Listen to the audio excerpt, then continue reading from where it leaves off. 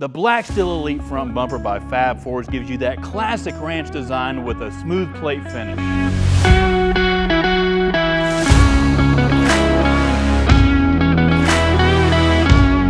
It's made from 12 gauge and 1/4 inch steel, ensuring durability that can handle whatever the road throws at you. The ranch style bumper comes with a smooth matte black finish, giving your Super Duty that rugged look. You can choose between the full guard, pre-runner guard, or no guard options. And it's customizable.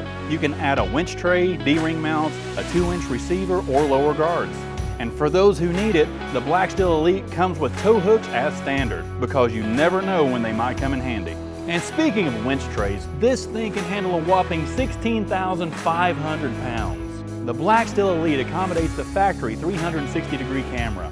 And while there might be some minor interference with the full grill guard or the pre-runner guard, it's nothing you can't handle. And if you're looking for unparalleled style and reliability, trust the Fab Fours Black Steel Elite front bumper. It's the perfect blend of rugged durability and head-turning design. But make sure to check the website for the compatibility of this bumper with your Super Duty.